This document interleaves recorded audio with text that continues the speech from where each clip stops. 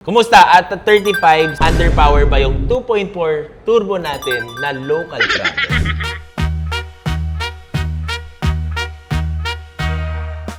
Hindi ko ma-explain paminsan sa mga staff ko, pero they're getting the... Alam na nila. Alam nila yung gusto nila mo. yung gist na, di ba, yung basta't hindi bumabagsak. Yung gano'n.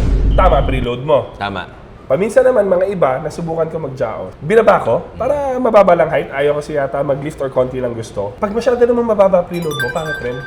So dapat tama lang dapat sa tamang preload. Hindi lumalaban yung spring dahil sobrang nakarelax. So ang pangit ng...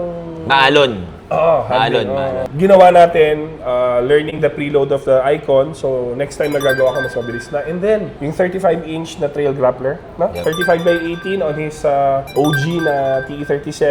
Surprisingly, with his offset, di ko alam kung sasabihin niya o hindi, 18x8 plus 30. 18x8 30. Usually kasi nakita natin sa USDM, mga -10, -20, ganyan. Kaya ang laki ng tabas nila. Diba? Pero sa atin, di ba, parang sabi mo nga, parang minimal lang yung tabas. Maliit lang. Sa body mount, merong ganon.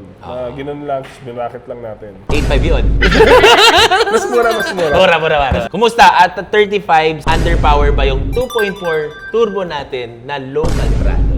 Grabe, Speedworks Engineering. Parang LC300 na ba bumatak? Kaya nga sabi ko sa'yo na una sabi ko, V6 ba to? V6 ba to? Yeah. Tumunog siya parang hindi talaga tunog 4-cylinder. Tapos, nothing fancy, nothing maingay, naka-jaws ka lang Jaws na lang. axleback. Correct. Tapos naka AFE. Diba? Ganda. AFE. Ganda. Oh, yung AFE and the tuning ni Speedwork. Gusto ko na bumili ng Prado. Yan.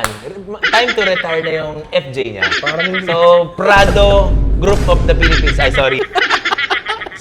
Yung Fortuner ko. Yan. Time to retire na rin. Hindi pa rin ayos. Ba't ano masira? Sino magawa? Kumusta yung ride? Okay. Yung ride, ang ganda.